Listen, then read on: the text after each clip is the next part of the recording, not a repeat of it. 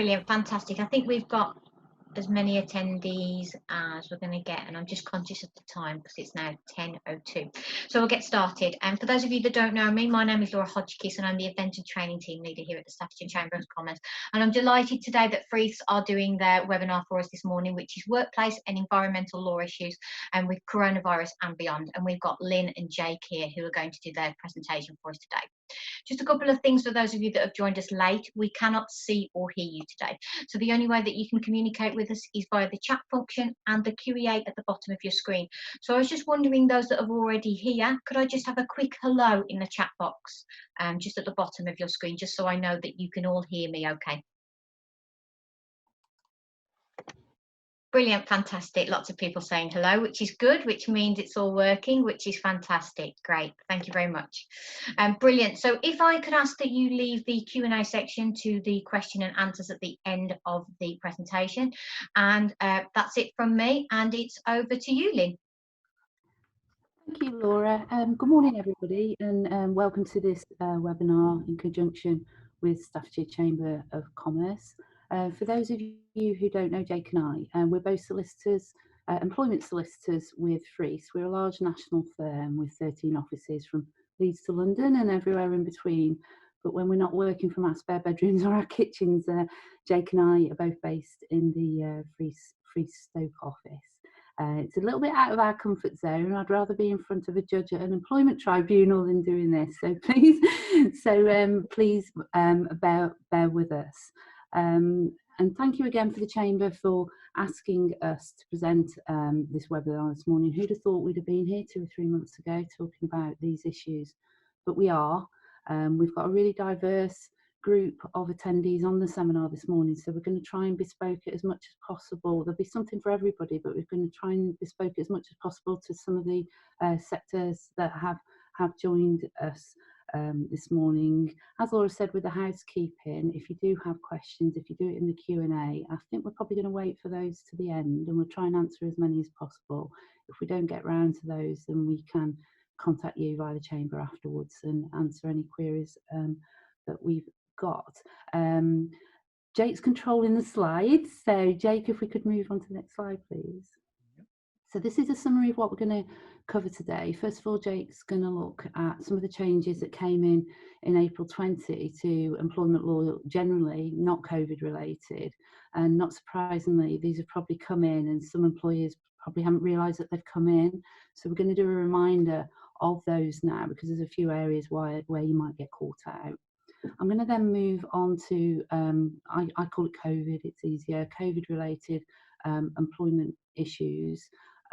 We've all got a new F word, haven't we? And it's not the 4-letter one. So I'm sure that many of you have are up to your high teeth and are really experienced in that area. So we're going to only do an overview of that, and we're going to give some of the frequently asked questions that the employers have got with regards to that.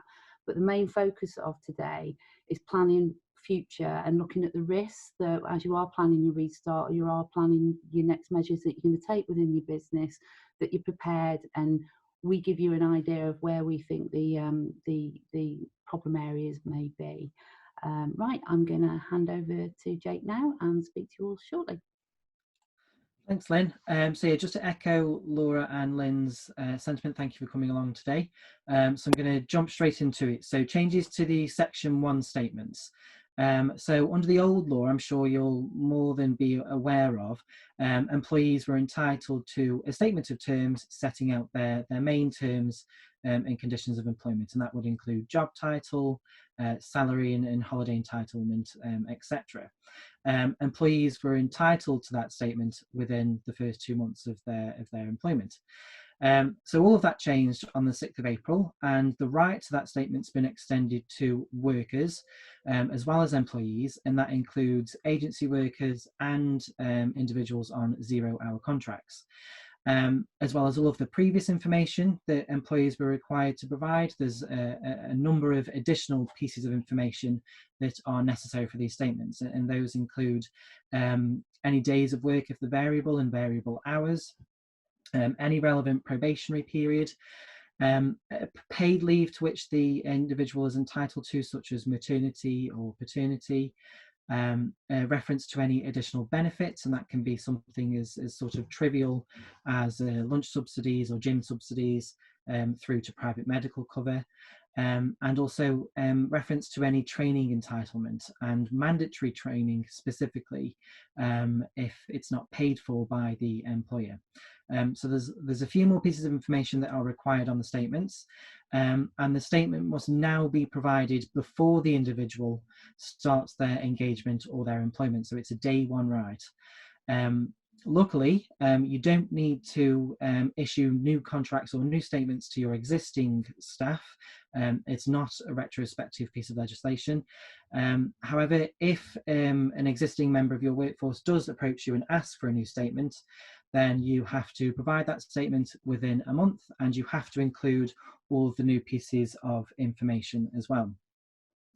The remedies haven't changed for non-compliance, so it's not a standalone right. An individual will only be able to claim compensation if an employer doesn't provide a statement before they start their employment, if they bring another successful tribunal claim, such as unfair dismissal or discrimination, and the individual can ask the tribunal to make a declaration as to what should have been put on the statement. So it might be a good opportunity now to review your contracts. As Lynn mentioned with the dreaded F word, if you've got a high proportion of your workforce on furlough, it's a good chance to have a look at your contracts, see if they need updating, and we can help with that process, and we can provide a contract audit report for £250 plus VAT. So if you do want any help with the process, just let us know after the webinar, and we can get in touch. The next slide relates to a new piece of legislation, the parental bereavement leave and pay. So hopefully you won't have to implement this too often, but this is an entitlement for employees to 2 weeks parental bereavement leave following the death of a child. So the child's defined as one up to the age of 18, or in the event of a stillbirth after at least 24 weeks of pregnancy. Now, this applies to all employees, regardless of their length of service, and it's not just biological parents either, it's non-biological parents, and the legislation also extends to partners of parents who have caring responsibilities. Just an important point to note, the right to leave doesn't extend to workers, it's just employees, but workers are entitled to the pay provided that they meet other earning criteria should they take any time off. So it's the 2 weeks pay that they're entitled to. Now the 2 weeks of leave itself can be taken either as one block of 2 weeks or 2 blocks of 1 week, and it must be taken within 56 weeks after the event, and that's to allow parents to have time off, particularly during sensitive times such as anniversaries of the death or the stillbirth. I'm sure you can imagine the notification requirements for this type of leave are very not formal at all, and employers are encouraged to be sensitive in these situations, obviously. So for example, a phone call from the employee wanting to take the leave would be enough.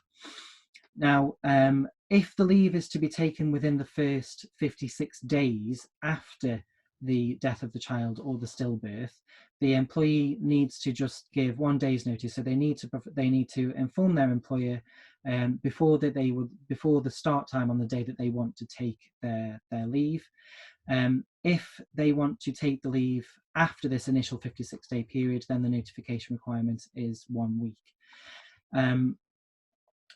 As said, if employees have 26 weeks continuous service, then that will entitle them to the parental bereavement pay, provided that they meet other eligibility criteria such as earning requirements, and that pay is 2 weeks pay at the rate of statutory paternity pay, and that is shown on the next slide, I'll make reference to that in a minute. So we've recently put together a parental bereavement leave and pay policy for employers, and we're happy to provide a copy of that for free. So again, if you would like a copy of that, please just get in touch with myself or Lynn, and we'll hand a copy over. So moving on this slide, you'll see at the bottom the holiday reference period. I'm sure you're all aware of this, so it is just a reminder that the reference period for calculating holiday pay has been increased from 12 weeks to 52 weeks. So to calculate holiday pay now, you have to look at average earnings over a 52-week period, or for the whole of the employment or engagement if the individual hasn't got a 52-week service. And just as one final point of note and reminder on that, obviously, when calculating holiday pay, all of the workers' normal remuneration must be taken into account, and that can include payments for compulsory overtime, commission, and might even include voluntary overtime if it's sufficiently regular and paid over a sufficient period. So last slide from me. So this is just for your reference, really. I'm not going to go into too much detail as to the content. You can take this away and have a look at it in your own leisure. But obviously the national minimum wage has been increased across the board, across all the brackets.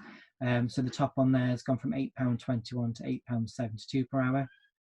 And then at the bottom, you'll see the changes to the other statutory payments, such as SSP, the family leave payments, such as maternity and paternity. So you'll note there that paternity pay has gone up to £151.20 per week. And then finally, the limit of a week's pay when calculating redundancy has gone up to £538. So as I said, that's for your reference to take away and to review at your own leisure. So I'll now hand back to Lynne, who's going to go through all the measures that the government have introduced to support, to tackle coronavirus, and to, as she said, to discuss sort of planning for the future. So back to you, Lynne. Thank you, Jake. I've not seen Jake for about 6 weeks now, and I like the ball. So, right, we'll move on to the measures that are in place, and we've got 6 bullet points here. The measures that were brought in quickly for obvious reasons to support businesses and employees. First of all, I'm not going to concentrate on too much because they're not really employment related. I know that the Chamber's got some fantastic support in this area and some information that they can provide to you. But these schemes, some of them subject to criticism, some of them have seemed to be up and running properly now, and the lenders seem to have caught up. I saw in the press this week under the civils, I know the Civil Business Interruption Loan Scheme, a local brewery received £1 million in Stoke-on-Trent this week to help them through that. That's great news. The bounce back loans were for smaller businesses, the entrepreneurs, very small businesses, and I understand that went live on Monday, and grants were being paid out. Smaller grants were being paid out on the same day. So although we're not specialists in that area, we just thought that we'd bring it to your attention just in case anyone on the call isn't aware of all those that are available to them, and get in touch with the Chamber for help. The last two I am going to cover because they are employment related. The changes to statutory sick pay that came in quite early on with quite a lot of press coverage, shall we say. I think where employers have got caught out, that it actually only applies to smaller employers. So you've got to have less than 250 employees to be eligible under that scheme. And I know that a few people have got caught out when they've been trying to make their application for grants, etc., that they didn't realise it applied to that. So effectively, since the 13th of March, then employees who are off with a COVID-related issue, whether that be they're self-isolating, vulnerable, or somebody in the household is, then they can claim statutory sick pay as a day one right, and there's some ability for the employer to recoup that back. We'll move on a little bit later about when people are on furlough and then they become sick and the interrelation between that, but just wanted to clarify that that's what it is. It's a day one right to entitlement to statutory sick pay, at least for the first fortnight. At first, these individuals who were self-isolating, who weren't ill themselves, weren't entitled to anything. So then moving on to the coronavirus job retention scheme, that's going to be obviously the main focus, although I don't reiterate to talk through the scheme in fully to you, because a lot of you will already be well aware of its terms and working under that. Jake, could I have the next slide, please? So just as a brief overview, here we are, the 4 main bullet points of what the job retention scheme is. It got announced on these things tend to get announced on Thursdays before bank holidays, on Fridays or over the weekend, so we kind of get our heads around it over the weekend. So when it was announced, it was a Friday evening, and the Chancellor brought it in, and what would we have done without it, or what would a lot of businesses have done without this. We're now on version 9 of the guidance that goes along with the current job retention scheme, and the guidance was coming in. The first we were knowing that the guidance had changed was probably via social media, Twitter, LinkedIn, all these sort of things, that things had changed, and we just had to keep learning and growing throughout the process. And that's where we've been at. Finally, on the 15th of April, there was some law put in place, which was the direction. Again, a few little problems, that all of the government guidance, whatever version we were on then, and the Treasury direction, the actual legal bit, they're a little bit inconsistent, a little bit unclear in areas, so we've been working through. So if we move on to the next slide, we can just look at some of the frequently asked questions in regards to the scheme and what's required. Now, the first one with regards to the employee has to consent to furlough. So you can't demand that your employees go on furlough. They have to agree, they have to consent. I suppose the issue is, why wouldn't they? When you look at what the alternatives were, the scheme was brought in, the Chancellor used the words as an alternative to staff who'd be laid off. What we think he meant was the staff that had been made redundant at that point, because layoff has a whole different legal definition. But the employees have to agree. So whether employers have asked for volunteers, for staff to furlough, or they've approached staff for furlough, explaining what the alternatives are, then they have to agree.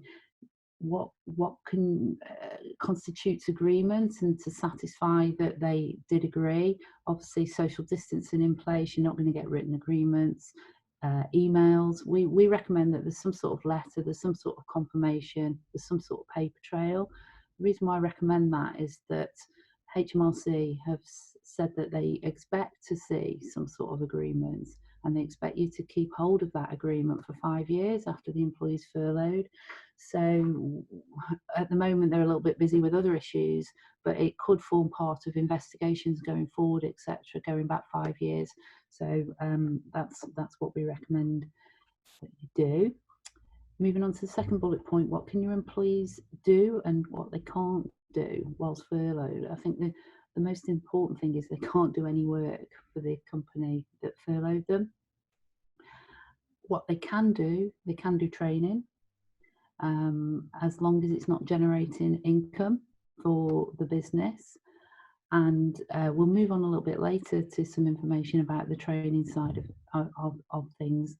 They can also do some volunteering. This wasn't clear at first, and a lot of employers, especially in the third sector, the staff were still keen to come and volunteer, even if they weren't being paid. We weren't sure whether that would be allowed. It's clear now that volunteering can be allowed as long as it's not generating income, and there's some complicated issues regarding that. Now, as a team, we had a team meeting yesterday. There's over 30 of us in the employment team, and we were talking about all these sorts of issues. And there's a couple of areas we're getting in questions in this area. Perhaps you're in catering, you normally do weddings, you normally do functions, you normally have cafes, but you've decided that you want to open up to produce foods for food banks and that sort of area. So these are the sort of queries that we're taking, whether that would be classed as volunteering. And you've got to look at each of these circumstances and each of the specific cases. You know, are you in receipt of funds for it, or are you not making a profit by doing that service? So keep looking at those.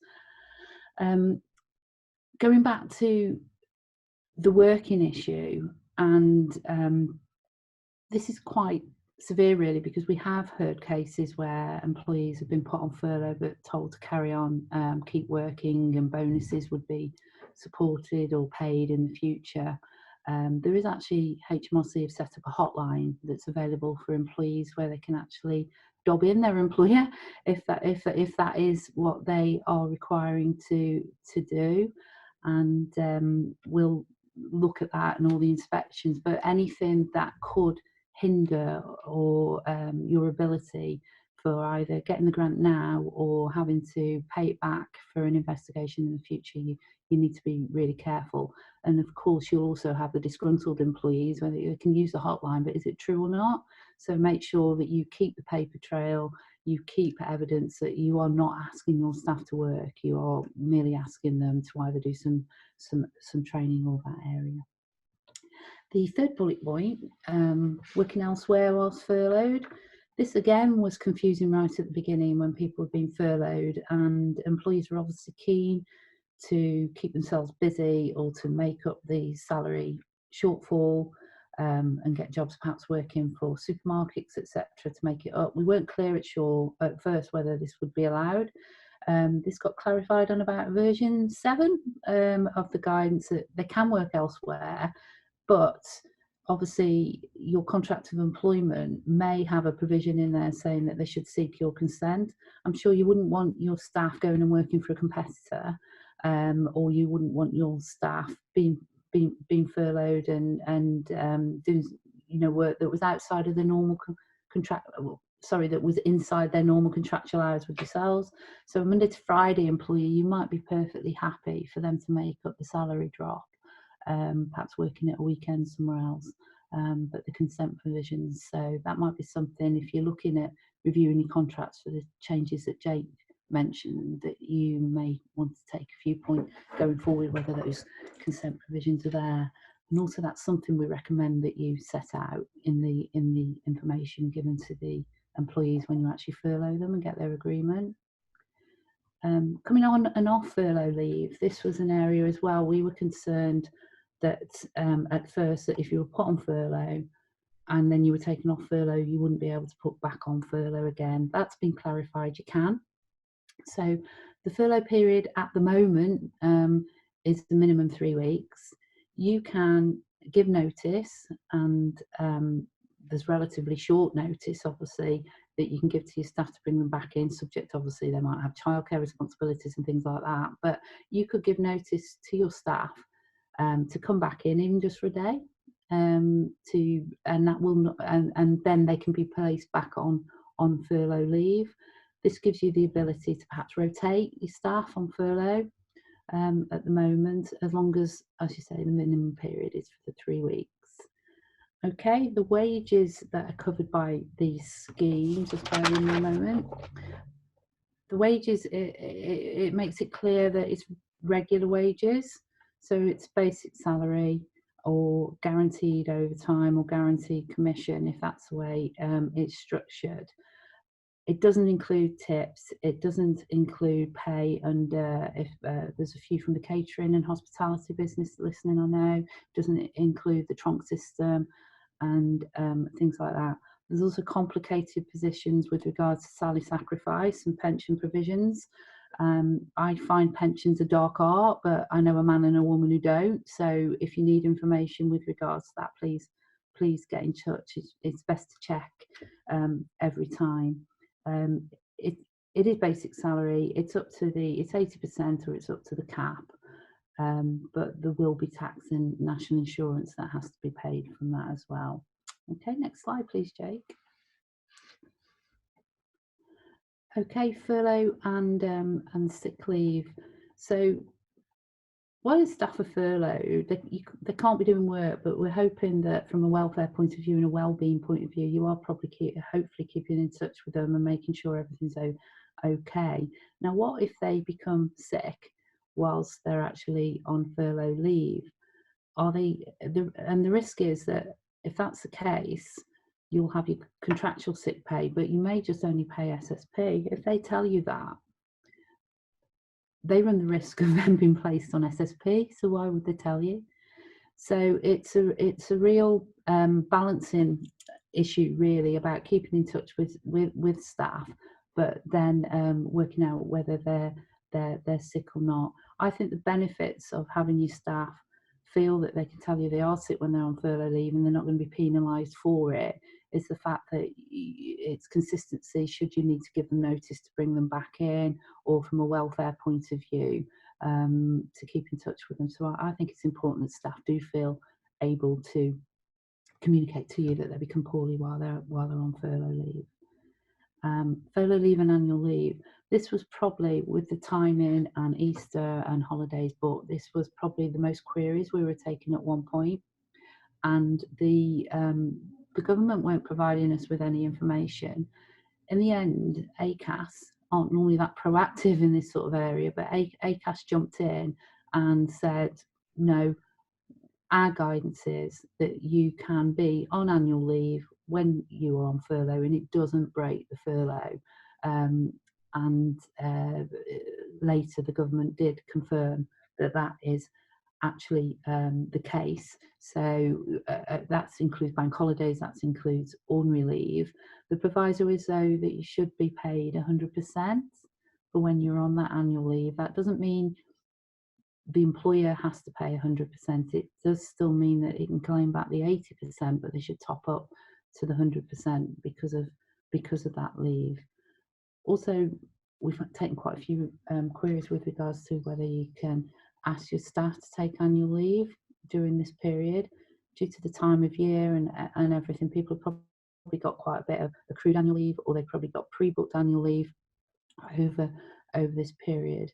And staff were understandably trying to cancel annual leave. Well, the legal position, even pre-COVID, was the fact that an employer can tell an employee when they're taking their leave as long as they give twice as much notice for that leave. So subject to the those notice provisions, you can require staff to use some annual leave during this period.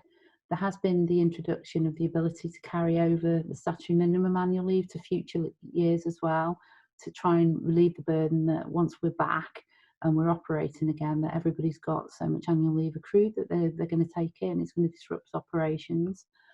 So there's the balancing act of whether you're agreeing for people, whether you're giving notice to people to take annual leave, or whether you are not allowing them to cancel any annual leave that they've got booked at the moment, that they can carry it over for a couple of years.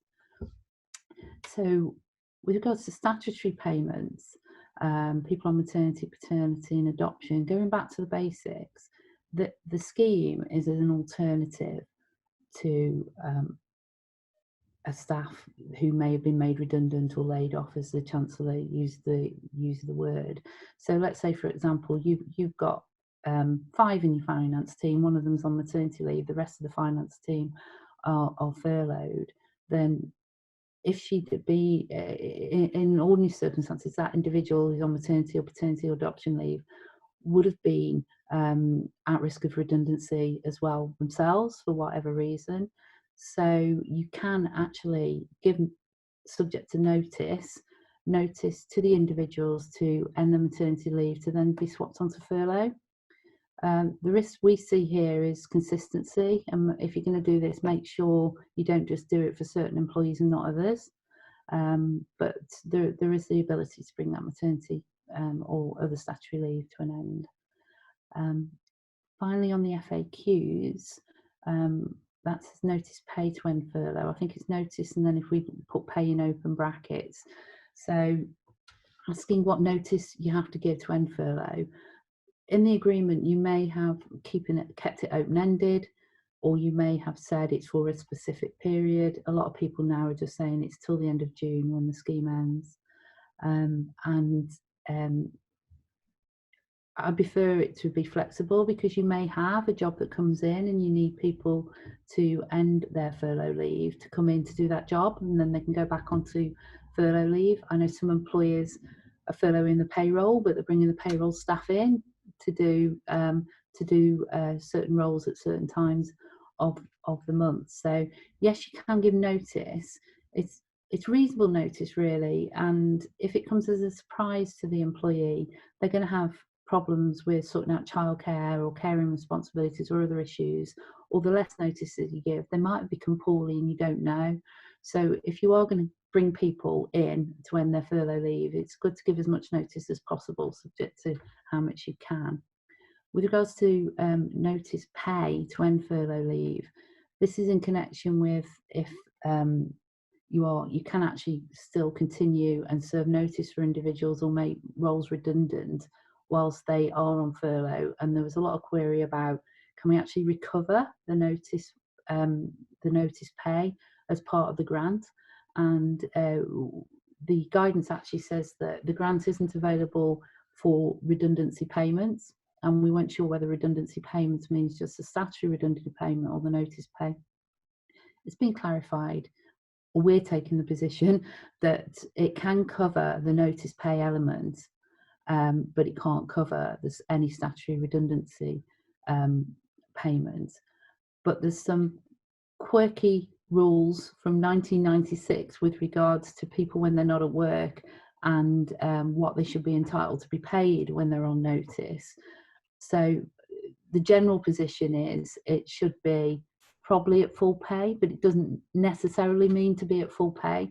So if you've got a lot of employees this may apply to, definitely advise to take advice whether you need to pay at the 100% or not. And it is quite a confusing area that I look up and Jake look up each time we have to do it, because it depends on what the contractual notice is with the statutory notice, without getting too technical on that point. Next slide, please, Jake. Okay, so alternatives to the F word.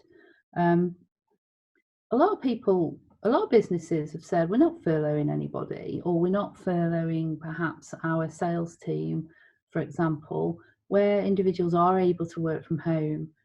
They would prefer the staff, and they appreciate that productivity is going to be down, there's going to be less business coming in, but they've taken the view that they'd prefer their staff to be working from home, to be accessible, almost a little bit like being on call. So they are there when the sales queries come in, or they are there. So there has been a lot of that where staff have said, we're not furloughing staff because they can't work. We appreciate the productivity is going to be down, but we'd prefer them be working from home, so they are there to work when the work comes in. Another alternative could be the old-fashioned layoff or introduction of short-term working. I see we've got quite a few larger businesses on in the manufacturing sector, and we've got a couple of construction businesses tuned in. So you're probably used to these contractual clauses in your contracts, and you may have chosen as an alternative to furloughing to instigating these. Obviously, the risk with having these, if you've got the contractual right to do it, is after a certain period, the employees can claim redundancy anyway. So you may not have instigated those for that reason, but definitely is an alternative going back. We said earlier that the employee has to agree to the furlough, and what if they resist? Now, the area I've seen this in, it's probably in connection with high earners or people who have been holding on for redundancy. Perhaps the employer has an enhanced redundancy scheme, and you know that they'd like to utilize that. So they could resist or not agree to be on the furloughed status, or to change in their contractual terms. Real difficult scenarios to deal with, they can be. The alternatives would be a redundancy, but if you are looking to do this to save costs, paying somebody a really enhanced redundancy payment probably seems wrong. There's a really it can be complicated, but there is a process that you can go through for dismissal and re-engagement, but it's a risky process to go through. But you can push this through with agreement. Where are we now? 7 weeks until the end of the scheme, so it's probably a little bit late for starting those processes now, but it's just a thought. That's what other people have done. Some businesses as well have looked to enforce pay cuts or to seek agreement to pay cuts. It's been pretty prevalent in the professional services sector, really, this area, whether it be temporary or otherwise, or the timing of COVID, when it came, tend to come at the end of a financial year, and a lot of people were entitled to bonuses, etc. So we've been working with businesses who've been looking to instigate with consultation these pay cuts and deferring bonuses for a later time. There have been some businesses that have just imposed them. I think that's risky. Probably Jake hopefully thinks that's risky, but they have, you know, what are the alternatives at the moment when there aren't other jobs there? So there have been some businesses that have done that. I think it's risky, and I also think that moving forward, the way staff are treated during this period will probably reflect on how they view their employer when they are able to move in the future. They may be more keener to do so, how they've been treated. Finally, redundancy and restructuring. I'm sure many of you are really experienced with dealing with this. I'm taking a few calls now where employers may be comfortable with dealing with the odd redundancy or restructure, but they may not have ever dealt with a collective consultation process. Now, collective consultation process kicks in if you are looking to, within a 90-day rolling period, dismiss or change terms and conditions. It can also apply to and re-engagement for more than 20 staff, and that will incur a minimum 30-day consultation period before you can do it. Or if it's 100 and more staff, it's a minimum of a 45-day consultation period. So we're looking furlough now to be ending in 7 weeks, and some employers are ringing us and saying, well, we only got to give 5 days notice, but there's a process you have to go through. You can't start that clock ticking until you've got elected reps in place. Even if you intend to consult individually with the affected staff, you still have to have the ability to, or you still have to, under the legislation, which isn't new legislation, it's been with us for ages, for the employees to have the ability to elect reps, and the 45-day process or the 30-day process can't start till they're in place. So we're going to be picking up a lot of, you know, queries from this over the next couple of weeks as people are looking whether to instigate this or not. If you don't follow that step, as well as it being a technical step, and it might still be a fair redundancy at the end because you still haven't got any work, but there is the ability to make a protective award of 13 weeks pay to each employee, and it only takes one employee to issue that at tribunal, and the award is automatically made to each employee. So be really careful if you are looking to start this process now. There are a few procedural steps that you need to get your ducks in a row now before you start the process. Otherwise it will just delay the process and you'll have to start again sort of down the line. That is the quickest I have ever given an overview on collective consultation, but there we go. Hopefully it doesn't apply to all of you, but it might apply to a good many of you. Jake, could we have the next slide, please? Right, okay. So where are businesses at now? And you're all in a different position, really. And from talking to the national team yesterday and from taking queries from yourselves, a lot of businesses at the moment, yeah, we're planning for the restart and a lot of being more proactive. A lot of businesses have stayed open and there's a lot to learn from them. But it feels like there's a bit of a pause now. We're on lockdown was till today. We know that there's some roadmaps coming from the government and the next steps. We expect them to be delivered on Sunday, but we don't know for sure. We just expect that. We know that the government have been consulting with relevant parties with regards to this, the CBI and the Trade Union Congress and everything. But where are we actually now, and what can you do until the business has made a decision where they're going to go next? I think one of the key things really is engagement and communication with your staff while they're off. especially the ones who are furloughed or people who are working from home, just from a well-being point of view. That's really key, especially people you may know who are on their own or may have family members who are poorly. Unfortunately, we have dealt with clients who have got staff who had bereavements in the family, or also staff who family members are key workers, doctors, nurses, working in care homes, and they're struggling. So I think engagement and communication with your staff is really important.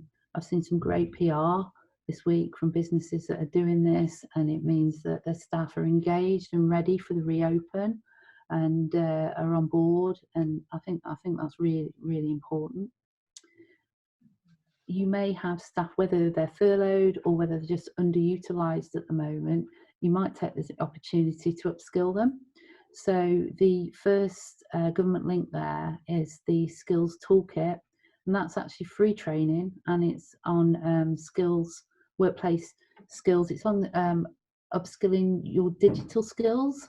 So my understanding is that there are free courses there, and there are things like digital marketing, learning how to code, learning how to program, those sort of skills that are really, really important in the workplace, and will be even more going forward for whatever the new normal will be. I said I wasn't going to say it, but I just did.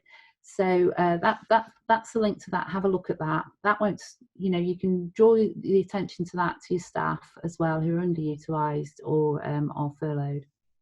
We're also undertaking some training with employers who perhaps haven't got round to doing this and have now got the opportunity with their managers. For example, equal opportunities training, the fact that it can, it provides a defence to any subsequent claims, etc. If all the staff have been trained or all the line managers been trained on that, we're doing some work with that at the moment. We're also doing some training on data security and data issues, obviously with the prevalence of people working from home.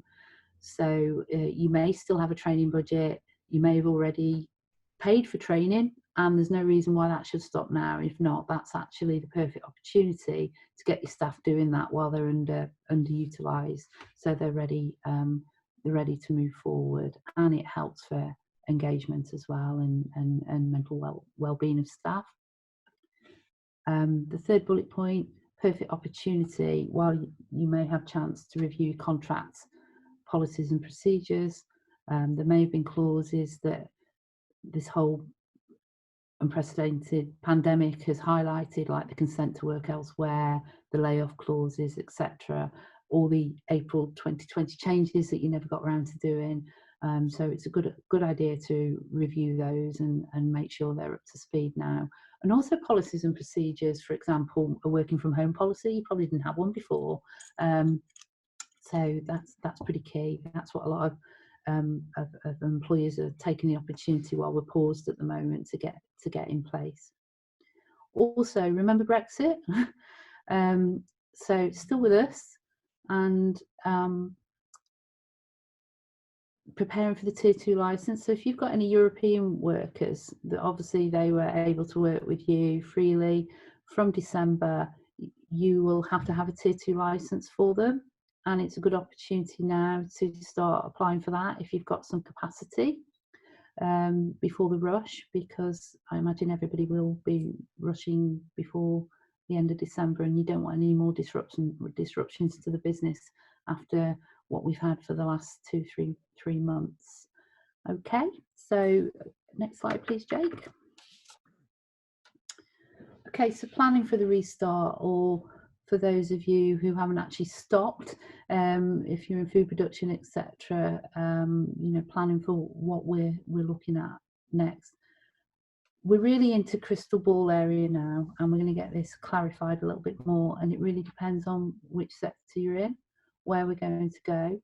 So what I'm going to give now is what I think we're going to expect to see, and the thought process, and it's going to be different for each sector. So the current job retention scheme, I believe it's going to be phased out. It's either going to be reduced or the period reduced, and that's going to get announced either today or Sunday. Now, will it be phased out completely? I don't think so, but it might be for some sectors. So there's talk about this. The government at the moment seems to be making leaks, and then they kind of gauge the viewpoint of how everybody's thinking about that to bring it back in. But I've seen it reduced to 60% to try and get people back. That's been mooted. I've seen that the 3-week period be reduced to 1 week. I think what is probably more likely that the scheme will be reduced for certain individuals. Now, rather than sectors, the government have released by way of a leak these 7 areas that they're going to look at, they're going to class. So I think, for example, people who can work from home, I think the scheme will be removed for. I'm guessing here, but this is just what I'm suggesting. Manufacturing, they may bring in perhaps a phased furlough where you could be furloughed for 2 days a week and working 3 days a week, just so you can cope with your social distancing measures. Again, it's just a guesstimate that this may come in. I think hospitality and leisure, it may be extended for obvious reasons, because it's going to be a while before that industry's back up and running again. So those are the 7 areas, and I think that the job retention scheme will vary greatly for each area, but that is my opinion only for what it is worth. Next screen, please, Jake. Yeah, I'm going to whiz through now because I'm conscious of time. Some of the practical steps that many of you I know are taking already. The legal position here is that you are under a duty to provide a safe place of work for health and safety reasons, etc. And these are some of the practical considerations that I know a lot of businesses are doing, or a lot of businesses have already done if they've had to remain open. Testing obviously is far more prevalent now. I see that businesses are wondering whether to have temperature testing on site and this sort of thing. My understanding is from occupational health, that's really not indicative of having the virus, because it really depends who's doing the testing and where it's kept, etc. I don't suggest that you enforce your staff to have a test, but staff might be willing to share with you that they have had a test, perhaps particularly in the care sector, etc. And also the app, which has been tested in is it Isle of Wight or Isle of Wight? Yeah, that goes live today, and your staff might be willing to share with you that app as well for confidence that they're okay to be at work. I understand that asking staff how they are and how they are feeling is probably a better indication, because there's multiple symptoms for this disease. That is probably a better indication of how they are. It might not just be a temperature, it might not be a cough, it can be other symptoms.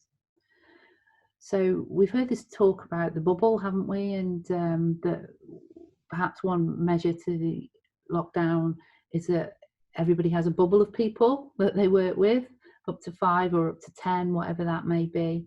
So one of this might be, who do your staff travel to and work from? Are they on public transport? That's a massive enabler of how they're getting to work. Can you do staggered start times, those sort of things? Can you do split shifts? Can you keep staff all working together just to keep the cross-contamination down to a minimum? So that's the second and third bullet point, really. And then the last bullet point as well, really, staff numbers, social distancing. I've seen some fantastic work done by, especially in the manufacturing sector, you know, having one-way systems put in and all these sort of things, just to try and maintain the social distancing measures. We're not sure whether it's going to continue to be 2 meters going forward, but there we are. Next slide. A few more: widen your walkways, facilities, face masks, have safety first aid ambassadors to remind people of the social distancing. I'm going to move on the next slide actually to where we see some problems coming not, sorry, go back please, Jake. When I talk on the next slide, then we'll talk about some of the issues. We're already seeing cases come through on that, but you know, have people in place to remind individuals. You know, you do it, don't you? You're in Tesco and you're looking at which tomatoes to buy, and then suddenly you realise, oh, I'm closer than 2 meters, you know. So it's going to happen at work when you're concentrating on your tomatoes or concentrating on your spreadsheets. You know, these distancing, it may. So yeah, clear reporting processes many only have if they become ill at work, and then I know that larger employers have actually got the health and safety executive in and are making sure that, you know, they're comfortable with the measures that they've got in place. So that's what I've picked up from businesses I know who are planning to restart next week or have stayed open during the lockdown. Okay, and Jake, next slide please.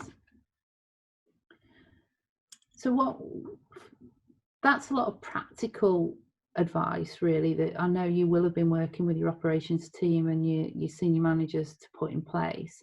From a legal perspective, just wanted to, without being negative, but I am a lawyer, so I've got to point out the legal risks really, that what do we expect coming out of this? So there is going to be a massive impact on your workplace culture. People are going to be different moving forward for the foreseeable future. As a result of this, and I think they are going to react, and their attitude towards the employer will be how they felt that the employer dealt with them during this process. Now, this isn't criticising any of you who are HR professionals that you've not done anything properly, but perhaps decisions have been made that staff don't understand, or you know, you've only got to listen to the press and the media, and you see that people have different viewpoints as to you know, what is social distancing, what's appropriate, what's not appropriate, and blah blah blah. So there is going to be a different culture in the workplace moving forward, and some very large employers that have taken some drastic measures quickly for obvious reasons, business reasons. There might not be the loyalty from the staff afterwards if they don't feel that they've had a positive impact. So I think communication is key. We also expect that there will be an increase in whistleblowing cases or incidents of you having to deal with people saying, I'm not doing that, I'm fearing for my health and safety, and those sorts of issues under the, you know, public interest disclosure. So I'd have a look if you are about to restart. Make sure you're familiar with your own policies and procedures with regards to this. These claims are risky, that it's unlimited compensation. There's also, if an individual is saying, I'm not doing that because I've got concerns, I'm going to make a disclosure, or I'm refusing to do that for health and safety reasons. So day one, right, they don't have to have 2 years employment with you, and so they can walk off site if they're raising genuine health and safety concerns that they feel that you're not providing a safe place of work. I was talking to a business earlier this week, really experienced HR person, they're food manufacturing, they've stayed open. And she says she feels guilty because she says the staff are scared, and although they think that they've put everything in place, you know, she feels really guilty that that they're worried about being at work.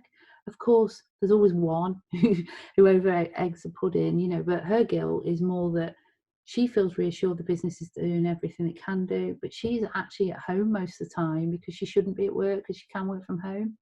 So there's that sort of balancing issue there moving forward. We do see that there'll be an increase in disciplinary and grievance issues. With regards to disciplinary, I've already had a fake 12-week letter where somebody produced trying to then get put on 80% furlough pay. They suddenly retracted it when they realised they were going to get SSP. I think people are going to raise grievances about other people if they aren't social distancing, and you're also going to have the issues of why was I selected for furlough or why was I not selected for furlough, and they are. And although there's no right for an employee to be demanded to be put on furlough, you've got to have reasoning why it was fair, who you chose to furlough and who you didn't choose to furlough. So there'll be those sort of issues as everybody's bedding back into the workplace. Also see a few other claims and lawful deductions if you haven't been paying correctly, breach of contract, and probably unfair dismissals moving forward. You are going to have staff who are reluctant to turn to work even if they aren't in the vulnerable group, and you're going to get more requests for working from home, I imagine. And after everybody's been doing it for 2-3 months successfully, you know, how are you going to justify those rejections?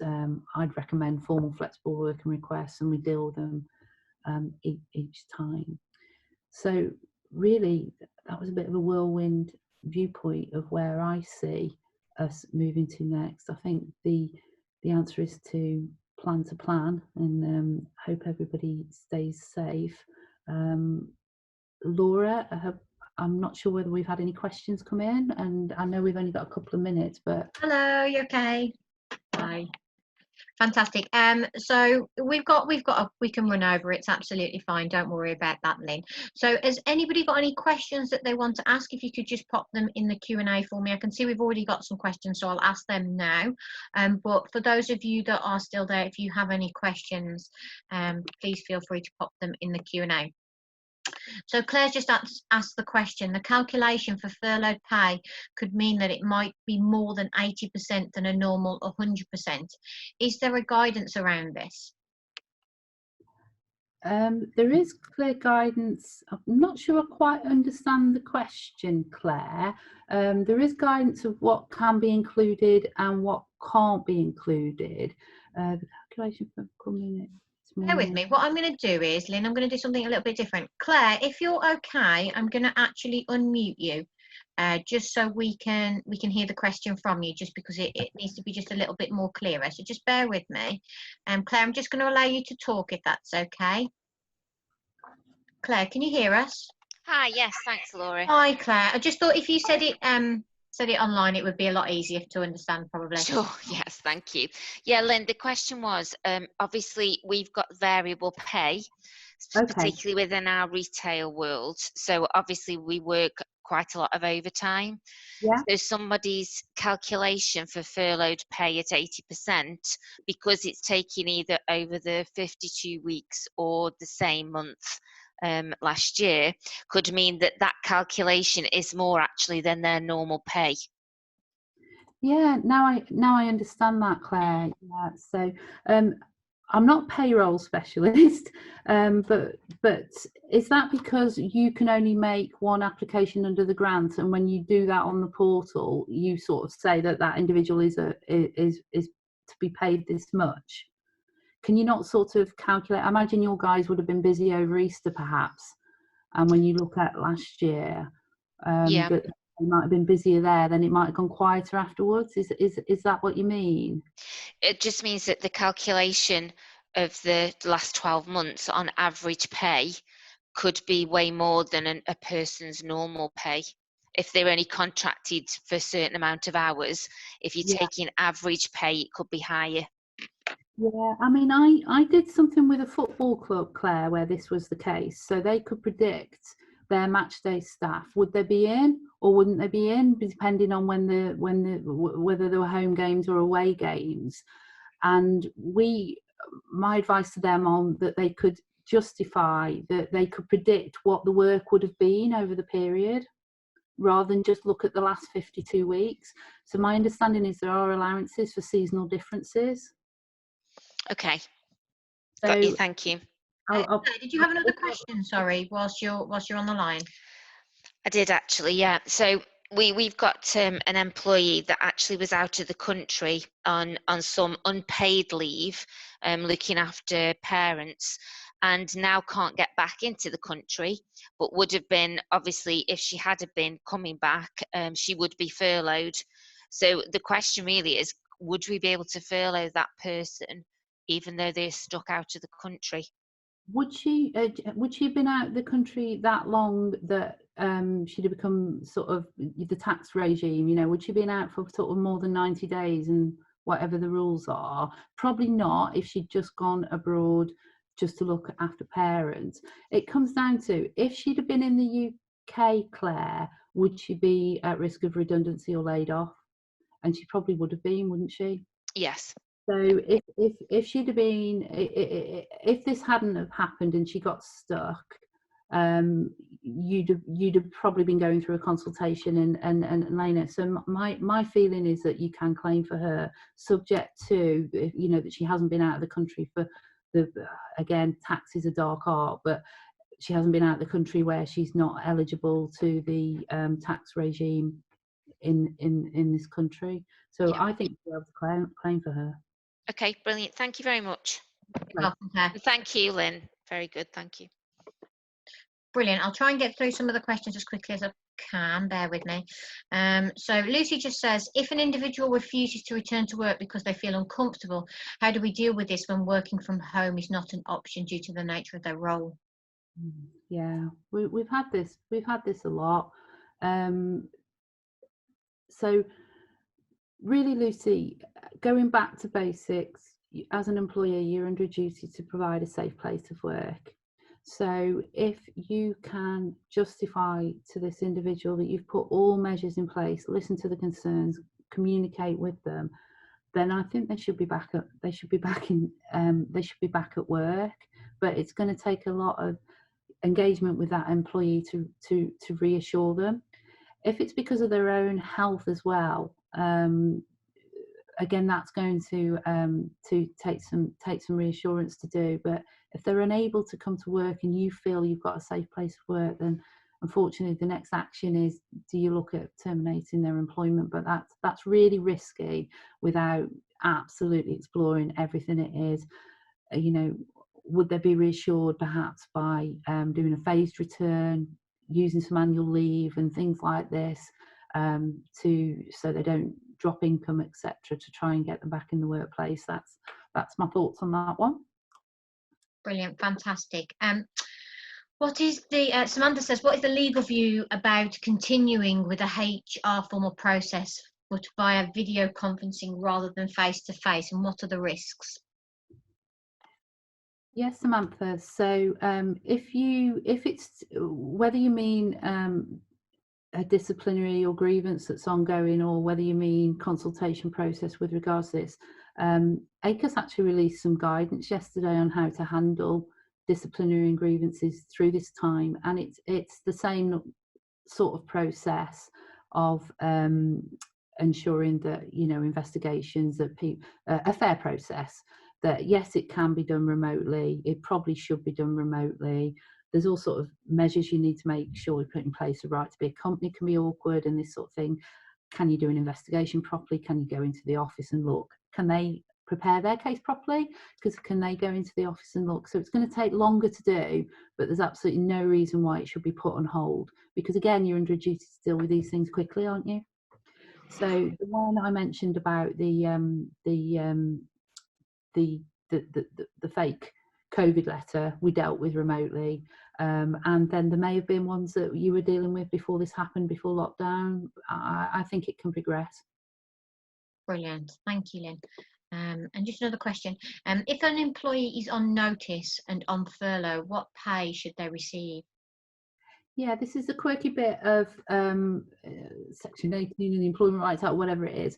So it generally speaking, it depends on the difference between the statutory notice period, which is 1 week per year for 2 years service, and 1 week up to a maximum of 12, and all the difference between their contractual notice period. My gut feeling or quick advice is that if it's the equivalent of the statutory notice period, so they've been with you 7 years, they've got 7 weeks notice, you pay full pay.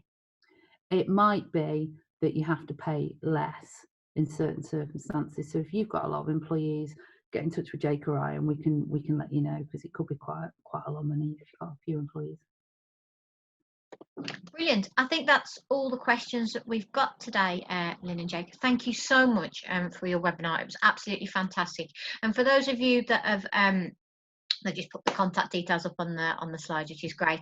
And for those of you that don't know, there will be a copy of this on the Staffordshire Chamber of Commerce website. So if you did join us late, you will be able to pick that up as a recording later on in the week. Fantastic. Lynn and Jake, you were great today. And that's it, everybody. We hope you stay safe and look after yourself and have a lovely bank holiday weekend.